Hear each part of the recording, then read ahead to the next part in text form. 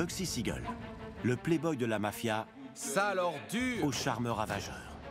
Il avait de beaux yeux bleus, et c'était un homme qui en imposait. C'est pour ça qu'il plaisait autant aux femmes. Mais Bugsy est loin d'être un enfant de cœur. C'est un violent gangster qui a un penchant prononcé pour le meurtre. Ben Siegel n'était pas seulement intimidant. Tuer était dans sa nature. Bugsy était l'archétype du mâle dominant. Il avait soif de pouvoir, d'argent, de réussite et de sexe. Ce gangster visionnaire va transformer une ville paumée au milieu de nulle part en l'un des symboles les plus emblématiques de la mafia. Il voulait devenir le maître incontesté de cet univers de strass et de paillettes. Mais il enfreint les règles de la pègre. Il y avait un ordre à respecter au sein de la mafia. Les patrons n'appréciaient pas qu'on se moque d'eux. Bugsy précipite lui-même sa chute. Il avait signé son arrêt de mort. Malgré tout, Bugsy entrera dans la légende comme le fondateur de Las Vegas.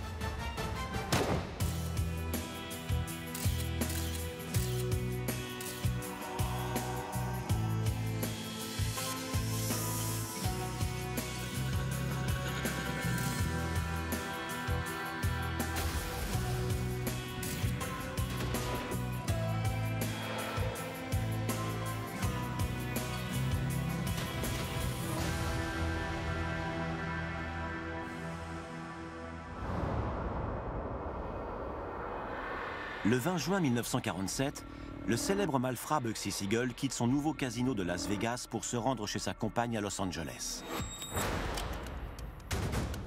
Ce soir-là, il retrouve Allen Smiley, un de ses associés de la mafia. Smiley et Siegel se sont rendus dans le salon. Ils se sont assis dans le canapé. Et ils discutaient tranquillement. Alors que les deux amis partagent un verre, un tueur à gages les observe.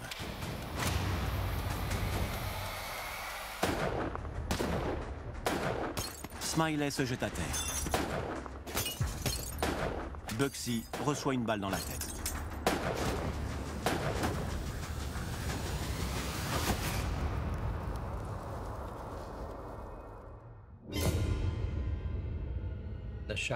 En tout, Siegel a été frappé de 2 balles à la tête et de 2 balles dans le torse.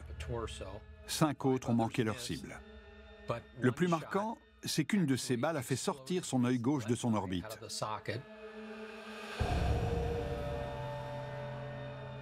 Bugsy Siegel, le gangster à l'origine du Las Vegas extravagant que l'on connaît aujourd'hui, est étendu dans une mare de sang.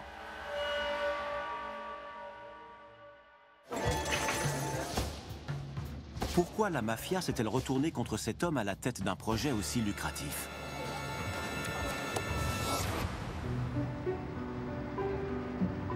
Benjamin Siegel grandit dans le quartier juif de Brooklyn. Voué à une carrière de criminel, il est réputé violent, mais fait également preuve d'un sens aigu des affaires. En 1920, les opportunités sont rares pour un malfrat juif. Il y avait une division très nette entre les différents groupes ethniques. Les Juifs ne mettaient jamais les pieds dans les quartiers italiens et vice-versa. Et ils ne s'imaginaient en aucun cas coopérer dans leurs affaires criminelles. En 1929, la chance tourne pour le jeune Siegel. Charles Lucky Luciano, un petit génie du crime italo-américain, se rend compte que cette ségrégation est loin d'être bonne pour les affaires. Un pur capitaliste se fiche des races et des religions. Luciano avait compris que limiter ses opérations à la communauté italienne n'était pas bon pour les affaires. Ça l'empêchait de faire plus de profit. Accompagné de son gang multiculturel, Luciano se hisse au sommet de la pègre dans la violence et le sang.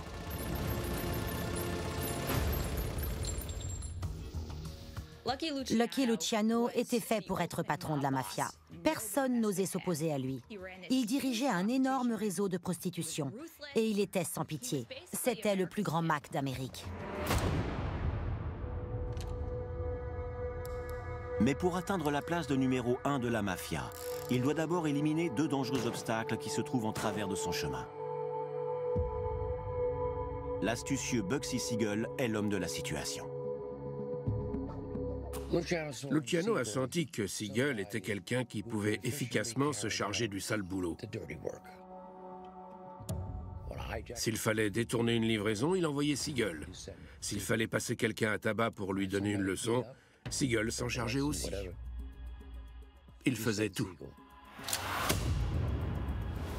Et les compétences de Siegel sont sur le point d'être mises à l'épreuve. Les deux grands patrons qui s'opposaient à la montée en puissance de Luciano étaient Salvatore Maranzano et Joe Masseria. Ces deux hommes sont les parrains à la tête des deux plus grandes familles de la mafia italo-américaine. Et Luciano envoie son arme secrète leur régler leur compte.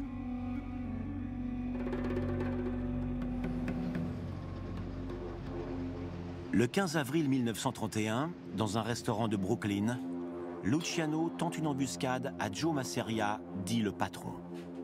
Ce piège permet à Bugsy Siegel de l'assassiner.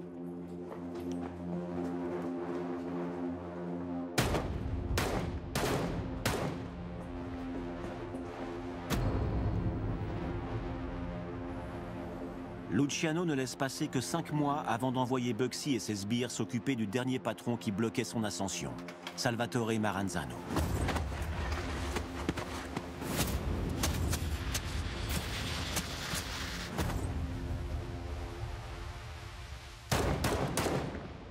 À la suite de ces exécutions menées sans accroc, Luciano considérait Ben Siegel comme quelqu'un sur qui il pouvait entièrement compter.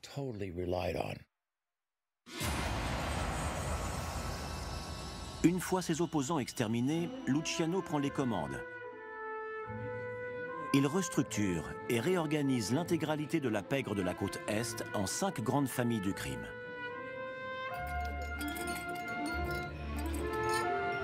Cette révolution dans l'univers du crime établit les bases de la mafia moderne. Ces gangs qui se faisaient la guerre forment désormais un puissant empire capable de se jouer des autorités. Les services rendus par Ben Siegel lui assurent une place de choix au sein de ce colosse du crime. Ben Siegel était d'une grande utilité à quelqu'un comme Luciano. Et Luciano était d'une grande utilité à quelqu'un comme Siegel. La popularité de Bugsy auprès de Luciano n'est pas seulement due à sa volonté de jouer les gros bras. Bugsy se démarque des autres criminels qui l'entourent. Il avait du charme, de l'humour et beaucoup de conversation. C'était facile de passer un bon moment avec lui. Il était très beau et il avait beaucoup de style. Et de l'ambition, bien sûr. Son grand charisme et son aisance en société lui permettent de rapidement devenir le bras droit de Luciano.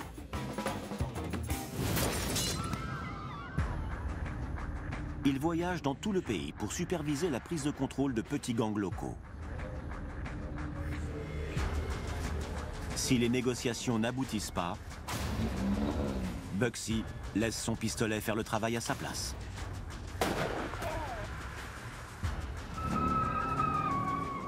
La vie de mafieux correspond parfaitement à Bugsy. Et elle lui rapporte gros. Il ne se gêne pas pour le montrer. Il achète un appartement dans le Waldorf Astoria, un des symboles architecturaux du luxe new-yorkais. Ben Siegel aimait montrer qu'il avait du succès et du goût. Il se souciait énormément de ce que les gens pensaient de lui. Il tenait à revendiquer que même s'il venait d'une modeste famille d'immigrants, il avait réussi dans la vie. Il était parvenu à réaliser le rêve américain. Bugsy tient à inspirer l'admiration. Il se met donc à se pavaner avec une ribambelle de femmes de la haute société. Bugsy était réputé pour ses beaux yeux bleus. Il était irrésistible. Quand il débarquait, tout le monde le remarquait. Et c'est ça qui plaisait autant aux femmes. Même s'il se paye du bon temps, Bugsy n'échappe pas à la réalité de la vie de mafieux.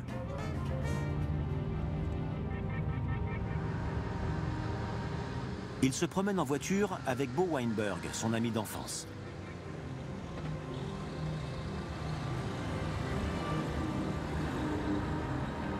Le duo se remémore les jours où ils faisaient leurs premières armes dans l'impitoyable Lower East Side de New York.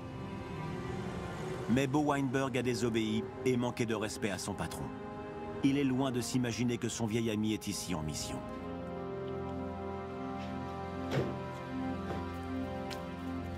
Si Bugsy souhaite garder la confiance des grands pontes de la mafia, il doit leur montrer que sa loyauté est à toute épreuve.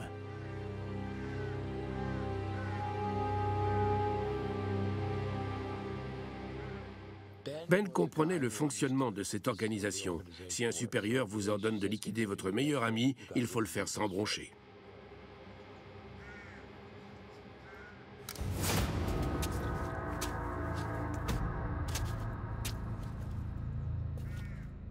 C'était un milieu où les affaires passaient avant tout le reste.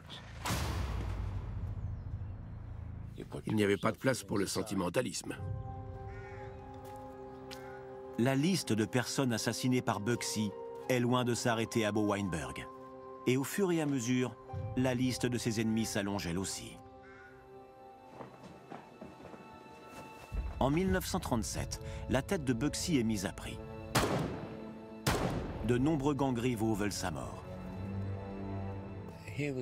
Le problème, c'est que Bugsy avait fini par faire un peu trop parler de lui. New York vivait une période très agitée. Il y avait des guerres de gangs et Bugsy était vulnérable. Parmi ses pires ennemis, il y a Waxay Gordon, un grand trafiquant d'alcool de la côte Est. Siegel a éliminé 6 de ses hommes et Waxay a soif de vengeance. Mais Bugsy est loin d'être facile à piéger.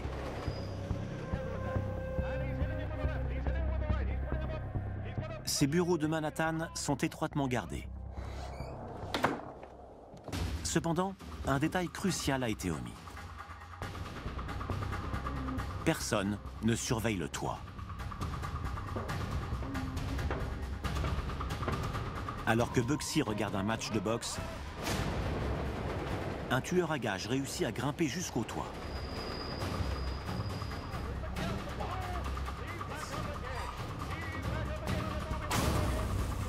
Puis, il jette une bombe dans le conduit de la cheminée.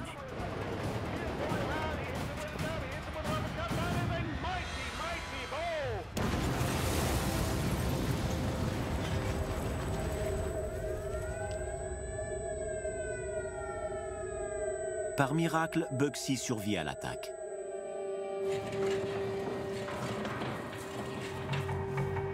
Déterminé à se venger, il sort de l'hôpital contre l'avis des médecins.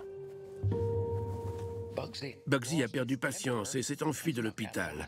Il était furieux que quelqu'un ait essayé de le faire sauter. En très peu de temps, il retrouve la trace du responsable.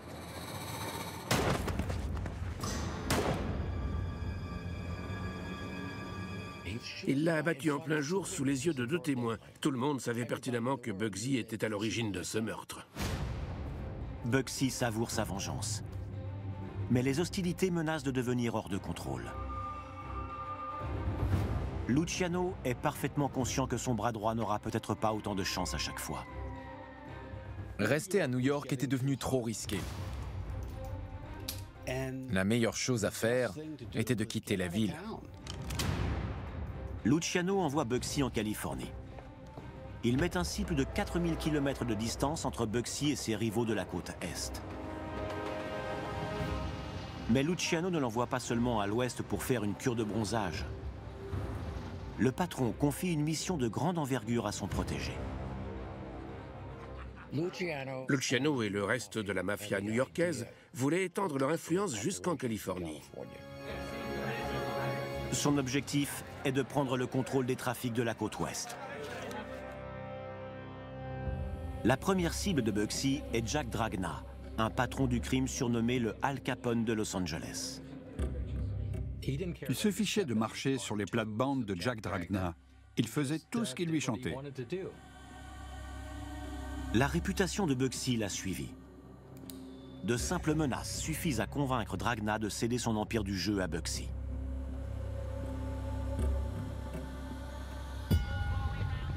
La prise de pouvoir de Bugsy génère très vite d'énormes profits pour Luciano et sa mafia. En 1942, l'affaire leur rapporte environ 8 millions de dollars, soit l'équivalent de 120 millions de dollars actuels. Très rapidement, Bugsy Siegel devient le gangster le plus influent de Californie. Et les rumeurs qui circulent à son sujet fascinent tout le gratin hollywoodien. Imaginez Bugsy arriver à ces soirées hollywoodiennes et avoir l'impression d'être la star de la soirée. Tout le monde voulait faire connaissance avec cet homme si mystérieux et il dégageait un charisme fou. Hollywood pensait que Bugsy Siegel avait tout d'une vedette. Mais c'était avant tout un tueur à gages. Il ne faisait pas semblant d'être un mafieux. Et eux, ils adoraient ça. Le tout Hollywood est sous le charme du gangster. Et Bugsy prend goût à l'idée de se retrouver sous le feu des projecteurs. Bugsy Siegel a été jusqu'à faire un bout d'essai. Les talents d'acteur de Bugsy n'impressionnent aucunement les producteurs. Mais le charme envoûtant du gangster aux yeux bleus fait des ravages auprès de la gente féminine du milieu. C'était le parfait gangster hollywoodien et les femmes adoraient ça. L'appétit sexuel de Bugsy Siegel est sans limite. Bugsy était l'archétype du mâle dominant. Il avait soif de pouvoir, d'argent, de réussite et de sexe. Les compagnes de gangsters mènent une vie glamour qui fait rêver plus d'une femme. Et la reine d'entre elles est une Vénus aux yeux verts appelée Virginia Hill. Très vite, elle attire l'attention de Bugsy. Ces femmes aimaient faire la fête. Et Virginia Hill avait tout pour plaire. C'était une poule à qui les gangsters pouvaient faire confiance. Ils savaient qu'ils pouvaient sans inquiétude lui confier de l'argent à cacher ou à déplacer. Elle ne toucherait pas à 1 centime de leur butin.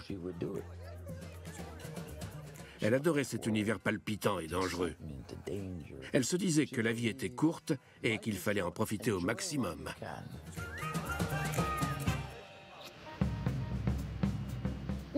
Quand Bugsy a rencontré Virginia Hill, le courant est tout de suite passé.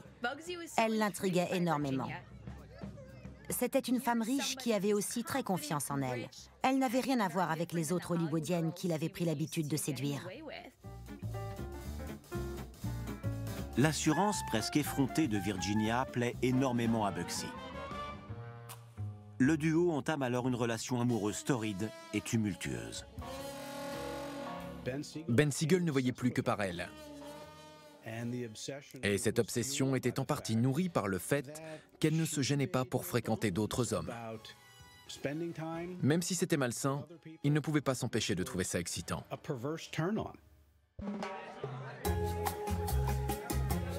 L'extravagance de Virginia pousse Bugsy à se montrer encore plus impétueux qu'il ne l'était déjà.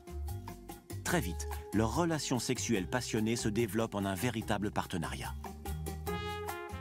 Bugsy et Virginia partageaient une relation mouvementée et débridée, mais ils étaient aussi associés en affaires dans leurs activités criminelles. Bugsy et Virginia s'embarquent dans un trafic de drogue très lucratif. Bugsy aimait dire que Virginia était l'appât et que lui était le requin. Ils ont lancé un trafic très élaboré d'opium et d'héroïne qu'ils faisaient passer par la frontière entre le Mexique et les États-Unis. Dès 1940, des millions de dollars de drogue passent entre les mains de Bugsy Siegel. Il les distribue via un réseau de vendeurs qui s'étend à travers tout le pays.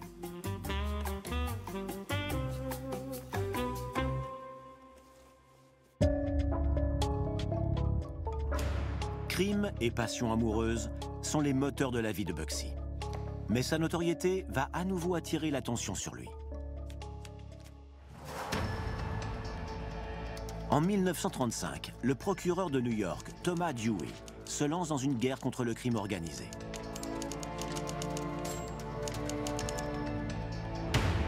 Il remporte une première victoire très médiatisée contre le patron de Bugsy, Lucky Luciano. Ce dernier est condamné à un minimum de 30 ans de prison pour proxénétisme. Et Dewey ne compte certainement pas s'arrêter là. Après la chute de Luciano, tout le monde se demandait qui allait être le suivant.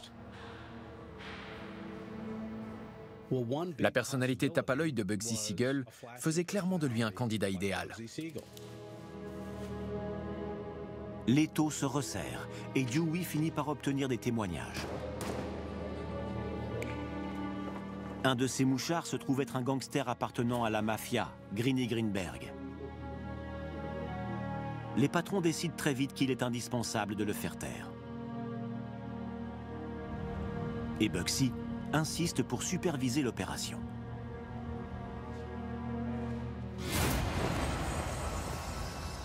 Greeny est réduit au silence éternel.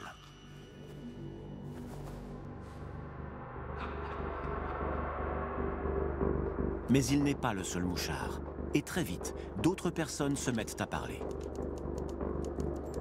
Grâce au témoignage d'un de ses indices, Dewey fait arrêter Bugsy pour meurtre.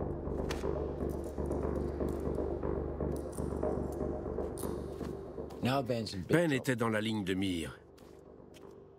Les patrons de Chicago et de New York se sentaient tous menacés. Ce genre de publicité était loin d'être à leur goût.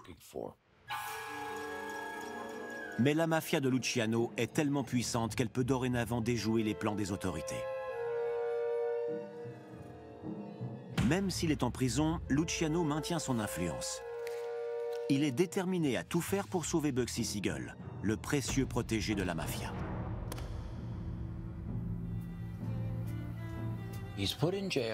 Il a été incarcéré, mais il voulait continuer à vivre dans le plus grand des conforts. Il a réussi à faire en sorte de se faire livrer des repas de traiteurs. Et il était même autorisé à recevoir des femmes dans sa cellule.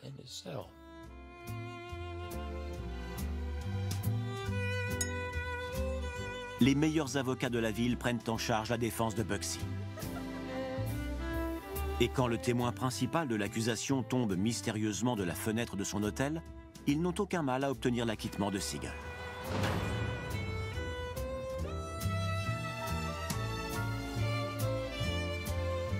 Bugsy a beau avoir échappé à la justice, il ne peut pas empêcher les rumeurs de se propager.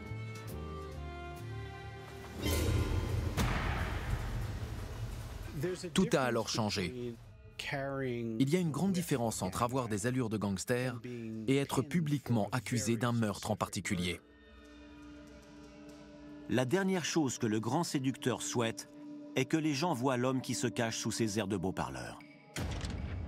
Ça le rendait fou de voir qu'on l'appelait Bugsy dans tous les journaux. Le surnom de Ben Siegel en yiddish était Vidrai, ce qui signifie animal sauvage. En anglais, l'expression est « aussi fou qu'une puce de lit » ou « bedbug ». C'est pour ça que les gens ont fini par l'appeler Bugsy. Mais il détestait ça. Il voulait qu'on l'appelle Ben ou Monsieur Siegel. Hollywood tourne le dos à Bugsy et sa fierté en prend un coup. Il avait pris l'habitude d'être la star des soirées mondaines et de pouvoir séduire toutes les filles. Et d'un coup, tout s'est arrêté. Il ne le supportait pas. Bugsy, le gangster juif qui a grandi dans le ghetto est de New York, compte bien prouver au monde qu'il ne faut pas le sous-estimer. Malgré les apparences, Ben Siegel ressentait toujours le besoin de prouver sa valeur. Et pour bien comprendre Siegel, il est indispensable de savoir qu'il éprouvait ce profond mal-être. Peu importe ce qu'il arrivait à accomplir, il avait toujours l'impression que ça ne suffirait pas à faire l'unanimité. Il avait conscience que certaines personnes ne le respecteraient jamais. Avec Virginia Hill, sa compagne, Ben Siegel prend le plus gros risque de sa vie. Il mise tout sur une petite ville située au milieu du désert. Celle-ci va devenir son plus bel accomplissement, mais aussi causer sa perte. Il s'agit de Las Vegas. Bugsy voit un gros potentiel dans cette petite ville. Las Vegas n'est pas aussi glamour qu'Hollywood, mais elle a un avantage que Los Angeles n'a pas. Les jeux d'argent y sont légaux. C'était une ville très peu peuplée, située en plein désert. Ça n'avait rien à voir avec l'univers clinquant qu'il quittait. Mais il avait un projet en tête. Il était déterminé à en faire la prochaine destination touristique dont il serait le roi. Son plan est aussi audacieux que brillant. Entre les mains de la mafia, Las Vegas a tout pour devenir une mine d'or. Il voulait recréer le charme d'Hollywood en plein désert. Bugsy souhaite construire un hôtel de luxe doté de 105 chambres, d'une piscine et d'une somptueuse salle de jeu. La ville est située sur une grande artère routière. Et il se trouve que les Américains adorent les jeux d'argent. C'est même fou à quel point ils aiment ça. Si le risque pris par Bugsy s'avère payant, tous les plus grands parieurs d'Hollywood viendront bientôt frapper à sa porte pour dépenser leur argent. En hommage à Virginia Hill, Bugsy décide de nommer son hôtel le Flamingo, le flamant rose. Bugsy Siegel avait commencé à la surnommer Flamingo parce qu'il était obnubilé par ses très longues jambes. Elle était son petit flamant rose.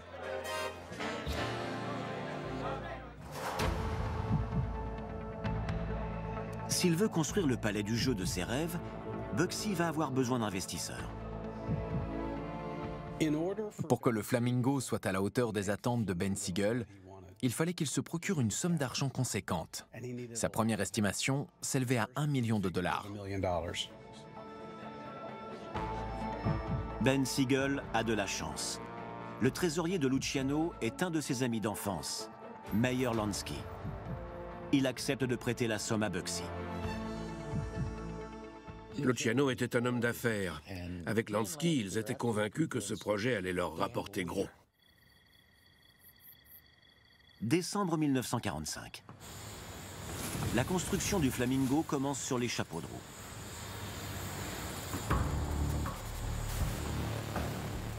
Bugsy est peut-être un tueur et un séducteur né, mais il devient vite clair qu'il n'a pas autant de facilité à diriger un chantier de construction de cette ampleur. Il fallait qu'il se mette dans la peau d'un promoteur immobilier. Et ce travail requiert des compétences très différentes qu'il n'avait tout simplement pas.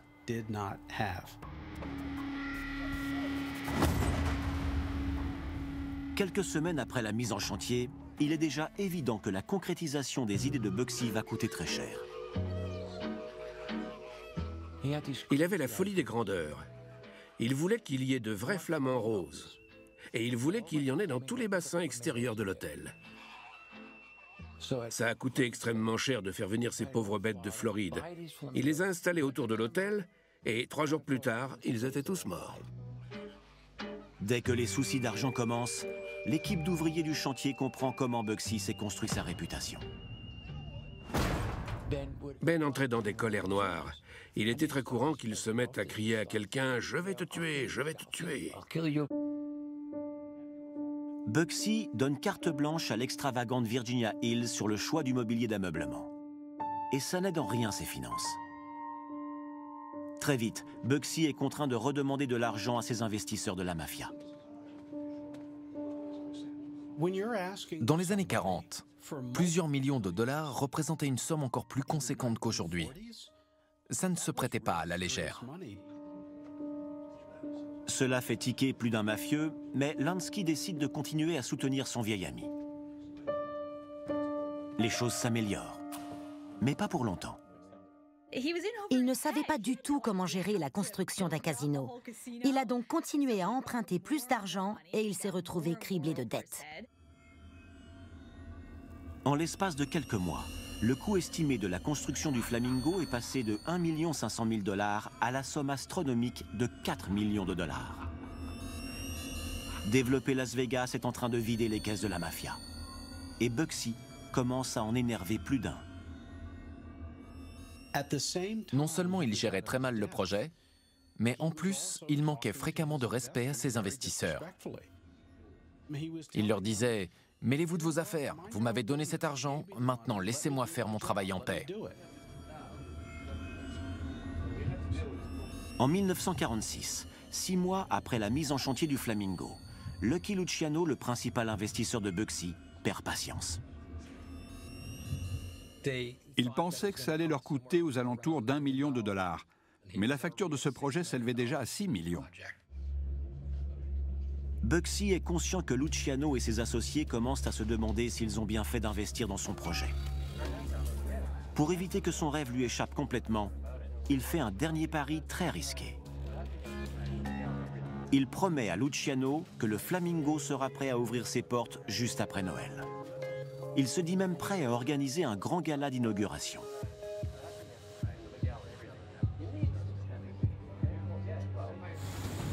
Son temps est compté. Bugsy se démène pour finir son casino dans l'urgence. Le 26 décembre 1946, le Flamingo est enfin prêt à ouvrir ses portes. Mais la chance n'est pas du côté de Bugsy.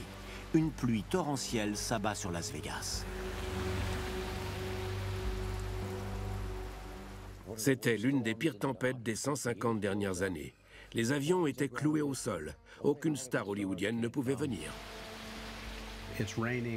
Personne n'avait pu se déplacer. Toutes les célébrités étaient absentes.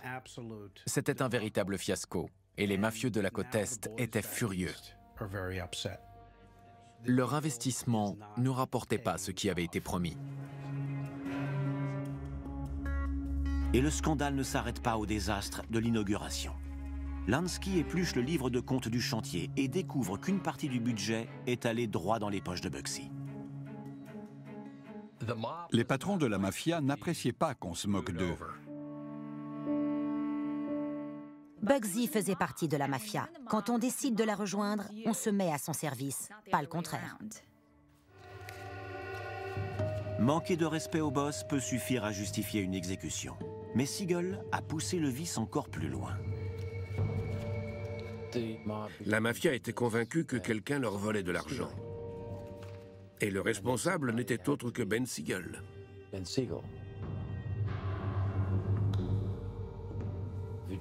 Virginia Hill se rendait fréquemment à Zurich en Suisse.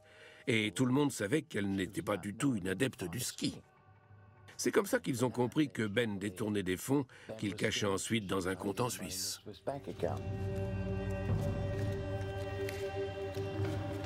La popularité de Ben Siegel a fini par lui monter à la tête. Le gangster renégat fait sa propre loi et transgresse par la même occasion l'une des règles d'or de la mafia. Ben Siegel a fini par se voir comme un homme au-dessus des règles. Et c'était une grave erreur, parce que personne n'est au-dessus des règles dans cet univers. Chaque pion est interchangeable. Il faisait partie d'une organisation qui servait son propre intérêt. L'objectif n'était pas la réussite individuelle, mais la réussite du groupe.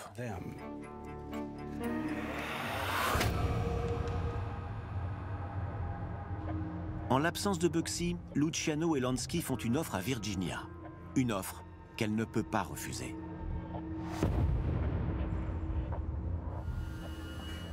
Un beau jour, ils l'ont prise à part et lui ont présenté un choix très difficile. Soit elle leur disait ce que Bugsy manigançait, soit il lui jetait de l'acide au visage. À ce moment-là, elle n'avait pas d'autre option que de trahir l'amour de sa vie, Ben Siegel.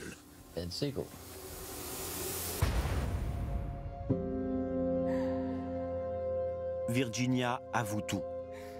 Bugsy est un traître, qui les vole sans aucune gêne. C'est une nouvelle dangereuse pour l'organisation criminelle parfaitement structurée de Luciano. Bugsy Siegel manquait de respect à la mafia. Il se pensait intouchable. Il avait clairement oublié qu'il y avait un code de conduite à suivre et un ordre à respecter au sein de cet organisme. Et il s'était mis en tête qu'il était au-dessus de tout ça. Mais Bugsy reste l'homme qui a aidé Luciano à construire la mafia à ses débuts. Si bien que même l'aveu de Virginia ne suffit pas à le condamner. En plein débat, Meyer Lansky, l'ami d'enfance de Bugsy, décide de prendre sa défense. Il parvient à persuader Luciano de lui accorder une dernière chance.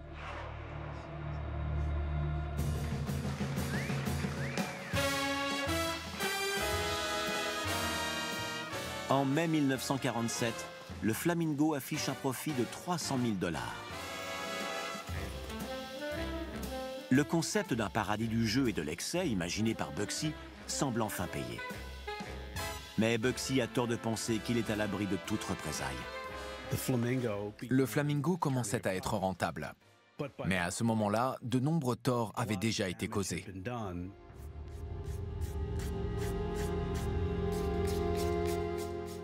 Les gangsters de la côte Est en avaient marre de Ben Siegel.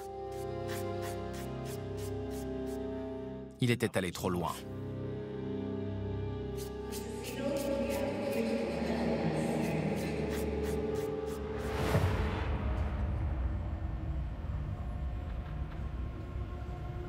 Agacé, Lucky Luciano décide de contacter Bugsy.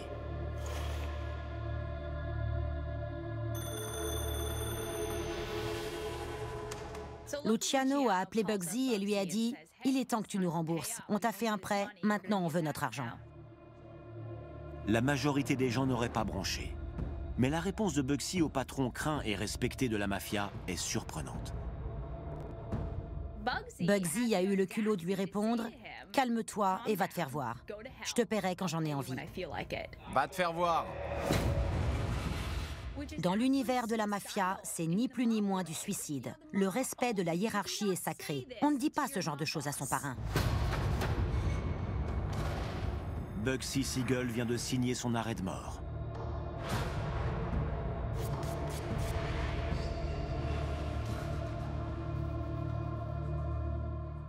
La mafia suit un code moral particulier. Ils n'hésitent pas une seconde à dépouiller un cadavre. Mais gare à celui qui ose leur voler quoi que ce soit. Ben avait enfreint cette règle d'or, la sentence était la mort.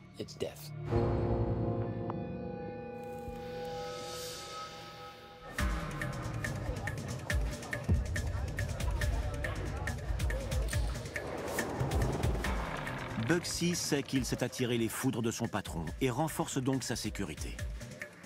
Il transforme sa suite présidentielle du Flamingo en véritable forteresse. Siegel avait fait construire une suite pour son usage personnel. Les murs étaient assez épais pour résister à un tir de mortier. Il avait aussi un coffre-fort sous le plancher, des vitres par balles et une trappe au fond de la penderie avec un escalier qui menait à une sortie de secours. Le seul point faible de Siegel est Virginia. Et malgré les fortifications du Flamingo, c'est elle qui finira par causer sa perte. Ben avait perdu le sens de la réalité. Il ne se rendait pas compte de la gravité de la situation. Et c'est à cause de ça qu'il n'a pas pris toutes les précautions nécessaires. Bugsy restait fidèle à lui-même. Il se prenait pour le nombril du monde et se fichait totalement des autres. Le 20 juin 1947, Bugsy Siegel prend des vacances en dehors du Flamingo pour rendre visite à sa compagne à Los Angeles. Au même moment, Virginia Hill quitte mystérieusement la Californie pour Paris. Elle n'avait pas prévenu Ben. Elle ne lui a pas dit un mot et a laissé les choses se faire sans interférer.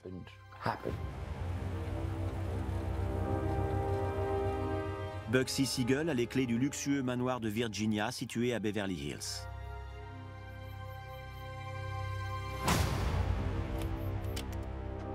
Et c'est là qu'il retrouve Allen Smiley, un de ses associés de la mafia. Alors que les deux hommes trinquent, un assassin se prépare à frapper. Allen Smiley et Bugsy Siegel se sont rendus dans le salon. Ils se sont assis dans le canapé et ils discutaient tranquillement. Au moment de l'attaque, Bugsy lisait l'édition matinale du LA Times. Le tueur à gages passe à l'action.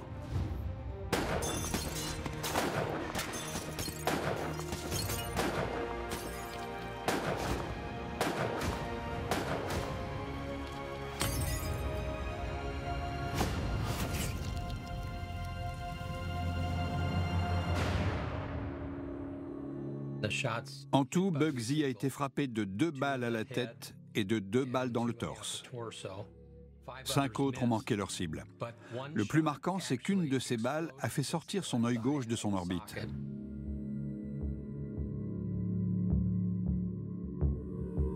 La chance de Ben Bugsy Siegel avait fini par tourner.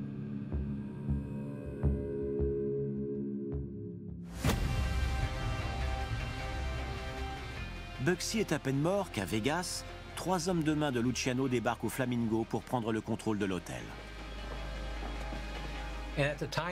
Au moment où ces trois hommes sont arrivés au Flamingo, je crois que la police n'avait même pas encore eu le temps de déterminer que la victime de ce meurtre était Benjamin Siegel.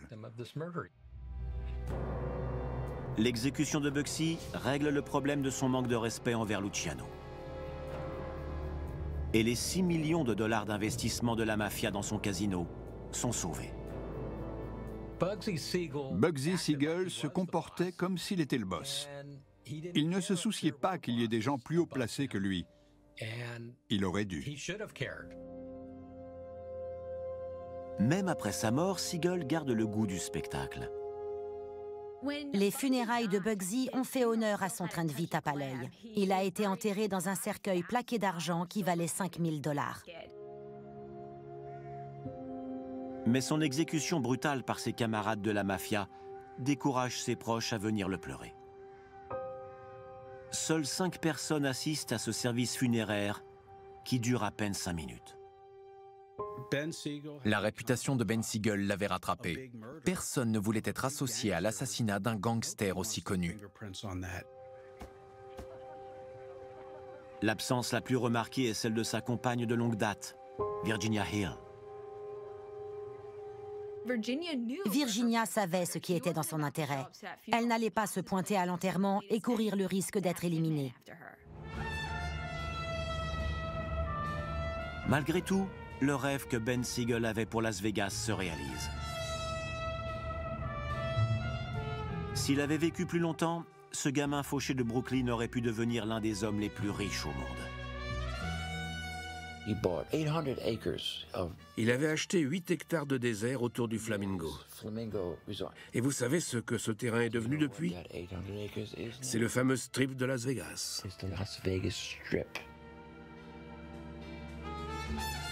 À son apogée, une telle portion du strip aurait valu aux alentours de 27 milliards de dollars. Ça faisait partie du plan, il savait que ça allait marcher et c'est pour ça qu'il avait acheté ces terres. Sin City, la ville du péché, sera toujours étroitement associée à la légende du tueur aux yeux bleus. Celui qui se croyait au-dessus des règles de la mafia et à l'abri du courroux de ses patrons. La ville de Las Vegas devrait ériger une énorme statue de Ben Siegel au milieu du strip, parce que sans lui, ce rêve n'aurait jamais existé.